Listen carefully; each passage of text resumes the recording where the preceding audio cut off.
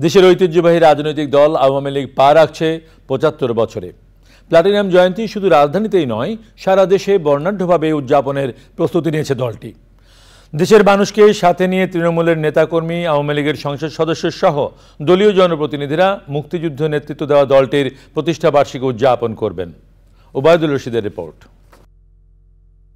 ২৩শে June উপমহাদেশের অন্যতম প্রাচীন দল বাংলাদেশ আওয়ামী লীগের ৭৫তম প্রতিষ্ঠাবার্ষিকী।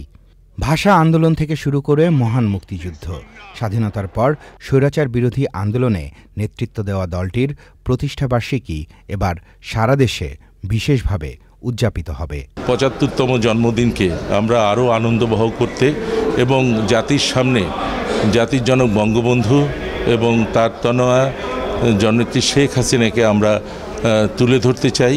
উন্নয়নের রূপকার হিসাবে এই বাংলাদেশকে সোনার বাংলা বিনির্মাণে তার যে ভূমিকা, সারা বিশ্বের মাটিতে উনি যে ভূমিকা রেখে চলেছে এই বাংলাদেশকে তুলে ধরার জন্য, সেই জিনিসটা আমরা জনগণের মাঝে ছড়িয়ে দিতে চাই। একেবারে ইউনিয়ন পর্যায়ে পর্যন্ত যাতে তৃণমূলের মানুষ জানতে পারে যে আওয়ামী লীগটা প্রতিষ্ঠা কিভাবে হয়েছে, কত কষ্ট করে বঙ্গবন্ধু বা তার সহচরেরা এই প্রতিষ্ঠা করেছিলেন।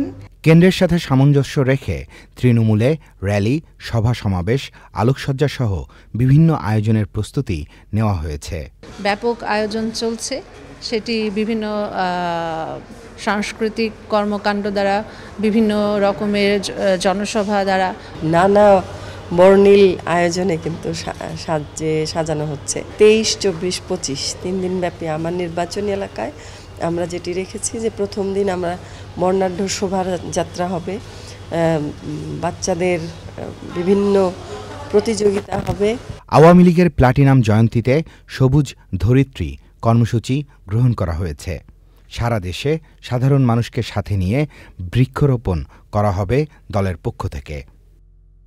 Obaidul Rashid, channel I, Dhaka. এখন জন্ম সনদ দিয়ে খোলো বিকাশ স্টুডেন্ট অ্যাকাউন্ট।